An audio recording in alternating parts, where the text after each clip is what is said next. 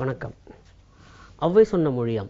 இதில் இன்னைக்கு நம்ம ஆத்திசூடியில் 14வது வாசகம் பார்க்க போகிறோம். கண்டு ஒன்று சொல்லேல். இதுதான் அந்த வாசகம். கண்டு ஒன்று சொல்லேல். மொத்தம் 3 பதங்கள் இருக்குது. அதில் 3 சொற்கள் இருக்குது. கண்டு அப்படின்னா பார்த்து, அது கண்டு தான். கண்டு ஒன்று சொல்லேல். ஒரு விஷயத்தை பார்த்துட்டு அது எப்படி பார்த்தோமோ அதே மாதிரியே சொல்லணும். வேறு மாதிரி திரிச்சு சொல்லாதீங்க, மிகைவிட சொல்லாதீங்க அப்படிங்கிறதான் இதுக்கு அர்த்தம். கொஞ்சம் நீட்டி முழுக்கி சொல்லணும்னா இங்கிலீஷில் do not give a distorted picture of what you have seen. அதுதான் ரொம்ப நீட்டி முழுக்கி சொல்லக்கூடிய வாசகம். இதை சுருக்கி சொல்ல முடியும்னு தோணலை ஆங்கிலத்தில். ஆனால் தமிழில் ரொம்ப நல்லா சொல்லியிருக்காங்க. கண்டு ஒன்று சொல்லேல் அப்படின்னு. இது இப்போது சோஷியல் மீடியாலாம் ரொம்ப பிரமாதம் வந்ததுக்கப்புறம் நீங்கள் பார்த்தீங்கன்னாக்கா இந்த வாசகத்தினுடைய வீரியமும் வீச்சும் அதிகமாக இருக்கிறது. நம்ம பார்க்குறோம். இப்போல்லாம் என்ன அவங்க பார்க்குறது ஒன்று, அதை பற்றி அவங்க சோஷியல் மீடியாவில் கொண்டு வந்து என்ட்ரி போடும்போது வேறு மாதிரி போடுறாங்க. அது சிறிதாக மிகப்பெரிய அளவிலே வந்து விடுகிறது. அப்படிலாம் பார்க்குறோம். இதெல்லாம் பல நூற்றாண்டுகளுக்கு முன்பே தமிழ் இலக்கியத்திலே ஒரு தமிழ் மூதாட்டி சொல்லியிருக்காங்கன்னும் போது ரொம்ப ஆச்சரியமாக இருக்கிறது. அவங்க சொல்கிறாங்க கண்டு ஒன்று சொல்லேல். இந்த கண்டுங்கிறதும் சொல்லேல்ங்கிறதும் இல்லை, இந்த ஒன்று அப்படிங்கிறது தான் மிக முக்கியமான ஒரு பகுதி. அதில் the most important, the most vital part என்னென்னா அந்த ஒன்று அப்படிங்கிறது தான் இந்த வாசகத்தை பொறுத்த வரைக்கும். நீங்கள் என்ன பார்க்குறீங்களோ அதே சொல்லுங்கள், அதை பற்றி தப்பு கிடையாது. ஆனால் கண்டு ஒன்று சொல்லுன்னா பார்க்குறது ஒன்று, சொல்கிறது வேறு ஒன்று, அந்த மாதிரி சொல்லாதீங்க அப்படிங்கிறது தான். ஆனால் இது காலங்காலமாக இருந்திருக்குங்கிற மாதிரி தான் தோணுது. இல்லைன்னா பல நூற்றாண்டுகளுக்கும் இந்த மாதிரி ஒரு வாசகம் வந்திருக்கவே முடியாது இல்லைங்களா? அப்போவே அதெல்லாம் இருந்திருக்கு. அதுவும் குறிப்பாக கிராமங்கள்லாம் இப்போ கூட அதெல்லாம் சொல்கிறது உண்டு. ஏன்னா எப்படின்னா எந்த அளவுக்கு திரித்து கூறுகிறார்கள் அல்லது மிகைப்பட கூறுகிறார்கள் அப்படிங்கிறதுக்கு பொதுவாக சொல்லக்கூடிய ஒரு உதாரணம் என்ன அப்படின்னா, ஒரு 1/2 அடி நீளத்துக்கு ஒரு கயிறு ஒருத்தர் பார்த்துருப்பார். சாதாரண கயிறு, ஒரு ரோப், அவ்வளோதான். ஒரு 1/2 அடி நீளத்துக்கு இருக்கும். அது தரையில் விழுந்து கிடக்கும். இவர் பார்த்து பயந்துருப்பார், என்னவோ தெரியலையே அப்படின்னு சொல்லிட்டு இருட்டில். அவர் வெளியே வரும்போது அதை பற்றி சொல்லுவார். அந்த இடத்துல நான் அது பார்த்தேன் அப்படின்னு சொல்லிட்டு. அவர் சொல்லும் போதே எப்படி சொல்லுவாருன்னா, அது ஒரு 1/2 அடி கயிறை பார்த்து பயந்துட்டோம் அப்படின்னு சொன்னால் தனக்கு இழுக்கு அப்படின்னு நினச்சிட்டு அவர் கொஞ்சம் அதை நீட்டு முழக்கி ரொம்ப பிரமாதமாக அது ஒரு பாம்பு போச்சு, நான் அதை மிதக்கிட்டு போனேன் அப்படின்னு மாதிரிலாம் சொல்லி விடுவார். அப்படியே சுற்றி ஒரு 2-3 நாட்கள் கழித்து திரும்ப அதே செய்தி விட்டு வருகிற போது எப்படி வரும்னா, ஒரு 60 நீளத்துக்கு ஒரு மலைப்பாம்பு அவர் பார்த்த மாதிரி சேரும் கதை. இது பொதுவாக சொல்கிறது உண்டு, கிராமங்களில் சொல்கிறது உண்டு. இந்த மாதிரி 1/2 அடி நீளத்தில் கயிறை பார்த்துட்டு 60 நீளத்துக்கு மலைப்பாம்பு பார்த்த மாதிரி சொல்லிப்பாங்க அப்படின்னு.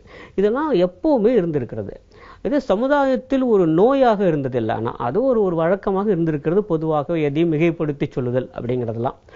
ஆனால் அது இப்போ எப்படி ஆயிடுச்சு அப்படின்னா, உலகம் முழுக்க, அதுவும் குறிப்பாக தமிழகத்தில் இது ஒரு சமூக நோயாகவே மாறிப்போச்சு. எதையும் திரித்து கூறுதல், மிகைவிட கூறுதல், இல்லாத ஒன்றை சொல்லுதல், இதெல்லாம்.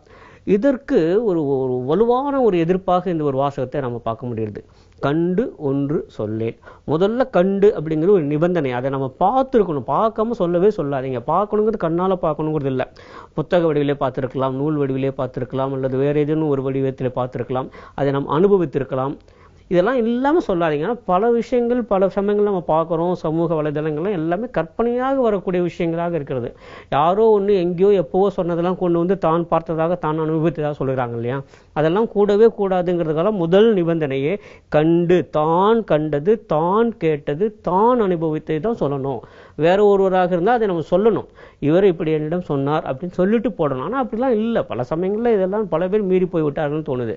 அதற்கான ஒரு செல்ஃப் ரெஸ்ட்ரெயின்ட் வேணும். ஒருத்தருக்கு தனக்குத்தானே இருக்கக்கூடிய ஒரு சுய கட்டுப்பாடு இருக்கணும். அதுதான் செல்ஃப் ரெஸ்ட்ரெயின்ட். இப்போ இதுவாக சுய கட்டுப்பாடு இருக்கணும்னா அதுக்கு எங்கேருந்து தொடங்கணும்னா, கண்டதை மட்டும்தான் சொல்ல வேண்டும், கேட்டதை மட்டும்தான் தெரிவிக்க வேண்டும், அனுபவத்தை மட்டும்தான் பகிர்ந்து கொள்ள வேண்டும்ங்கிற மாதிரியான அந்த ஒரு சுய கட்டுப்பாடு வந்ததுன்னா அது இருக்காது. அது கண்டு அப்படிங்கிறதுக்கான ஒரு முதல் சொல். அடுத்தது ஒன்று, அதுதான் மிக முக்கியமான பாட்டு, பின்னால் பார்க்கலாம். அடுத்தது சொல்லேல். சொல்லேல் நம்ம ஏற்கனவே பார்த்துருக்கோம். அது சொல்லாதே, சொல்லக்கூடாது, சொல்லாதீர்கள், எல்லாமே சொல்ல வேண்டாம், எல்லாத்தையும் உள்ளடக்கியது தான் அந்த சொல்லேல் அப்படிங்கிறது தான். இப்போது எல்லாருக்குமே நம்ம ஏற்கனவே முதல்ல சொல்லிட்டு வரோம். எதிர்மறையாக சொல்லுகிற போது தான் அதனுடைய வீரியம் அதிகமாக இருக்கும். இப்போ நம்ம பார்க்குறோம், ரிஃப்ரைன் ஃப்ரம் ஸ்மோக்கிங் அப்படிங்கிறத விட டு நாட் ஸ்மோக் அப்படிங்கிறதுக்கான வீரியம் அதிகம். அமைதியாக இருங்கள் அப்படிங்கிறத விட சத்தம் போடாதே அப்படின்னு சொன்னீங்கன்னா அதுக்கு வீரியம் அதிகம். எதை செய்யக்கூடாதோ அது நேரடியாக சொல்கிற போது தான் அதனுடைய வீச்சு அதிகமாக இருக்குங்கிற காரணத்தினால எப்பவுமே அது எதிர்மறையாக சொல்வது. சொல்லேல் அப்படின்னு தயவு செய்து சொல்லாதீர்கள் அப்படிங்கிறது தான். எதை சொல்ல வேண்டாம்னா கண்டு ஒன்று சொல்லேல் அப்படிங்கிறது தான். இனிமேல் அந்த ஒன்று அப்படிங்கிற அந்த ஒரு இடத்துக்கு வருவோம். அதை மிக முக்கியமான பகுதியும் பார்க்குறோம். இது என்ன அப்படின்னா, ஒன்று என்பது ஒன்றுடன் நின்று விடுவதில்லை. அதுதான் மிக முக்கியமானது. ஒன்று என்பது ஒன்றுடன் நின்று விடுவதில்லை. இந்த ஒன்றுங்கிறது தமிழில் 2-3 பொருட்கள் இருக்குது. மிக முக்கியமான 2 பொருள் இருக்குது. ரொம்ப முக்கியமான பொருள். ஒன்று என்கிறது ஒரு எண், நம்பர் 1 சொல்கிறோம் இல்லையா, அதுதான் ஒன், அது ஒன்று. இன்னொன்று ஒன்றி போகுதல். கண்டு ஒன்று சொல்லேல் அப்படின்னா ஏதோ ஒன்று கண்டு அதிலே தான் ஒன்றி போய்விட்டு சொல்லாதீர்கள், அதுலேருந்து வெளியே இருந்து சொல்லுங்க அப்படிங்கிறது தான். அது இப்போது தேவையில்லாத ஒரு கான்செப்ட் தான், அதை விட்டுடுவோம். ஆனால் இந்த ஒன்று என்பதற்கு ஒன்றும் அதுதான், இரண்டும் அதுதான், மற்றொன்றும் அதுதான், பிரிதொன்றும் அதுதான், வேறொன்றும் அதுதான், மற்ற எல்லாமே அதுதான். எல்லாமே இந்த ஒன்றுங்கிற அந்த ஒரு சொல்லுக்குள்ளே வந்து போகுது. ஆனால் இதுதான் இப்போதைக்கு சமூக வலைதளங்கள் நடந்து கொண்டிருக்கிறது. இது சமூக வலைதளத்துடன் நின்று விடுகிற ஒரு நோய் அல்ல. அதுதான் மிக முக்கியமானது. சமுதாயத்தில் எல்லா மட்டத்திலும் எல்லா இடத்திலும் பரவி இருக்கக்கூடிய ஒன்றாக நம்ம பார்க்கறதுனால தான் இதிலிருந்து வெளியே வரணும்னா முதல்ல குழந்தைகளுக்கு சொல்லுவோம். முதல்ல நம்ம சொல்லியிருக்கோம், பல முறை சொல்லியிருக்கோம்.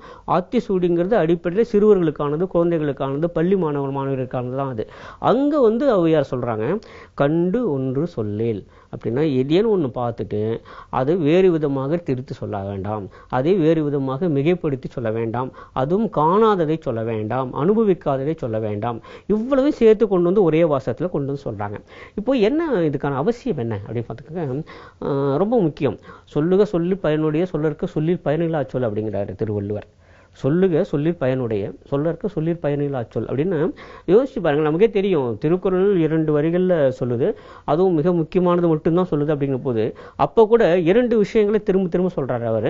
பயனுடையதாக இருந்தால் மட்டும் சொல்லுங்கள், பயனில்லை என்று சொன்னால் தயவு சொல்லாதீர்கள். ஆக சொல்வதற்கு ஏராளமான கட்டுப்பாடுகளை நம்மளோட தமிழ் இலக்கியம் தொடர்ந்து சொல்லிக்கிட்டே வருது. அது தமிழ் மூதாட்டி ஆகட்டும், திருவள்ளுவராக இருக்கட்டும், எல்லாருமே அது ஒருவரையும் பொல்லாங்கு சொல்ல வேண்டாம் அப்படிங்கிறது உலகின் நீதி. அப்போ என்ன அர்த்தம்னா, எதெல்லாம் சொல்லலாம் எதெல்லாம் சொல்லக்கூடாது, இதெல்லாம் தவிர்த்து விடுங்கள் அப்படிங்கிறதெல்லாம் தமிழ் இலக்கியம் தொடர்ந்து சொல்லிக்கொண்டே வருகிறது. அதில் நாம் வெகு தூரம் வந்துவிட்டதனாலே தான் இந்த சமூக நோய் வெகுவாக பரவி இருக்கிறது. நினைவில் கொள்வோம், கண்டதை மட்டும் சொல்லுவோம், கேட்டதை மட்டும் சொல்லுவோம், அனுபவத்தை மட்டும் சொல்லுவோம், அதை திரித்தோ மிகைப்படவோ சொல்ல வேண்டாம். கண்டு ஒன்று சொல்லேல். மீண்டும் சந்திப்போம். நன்றி.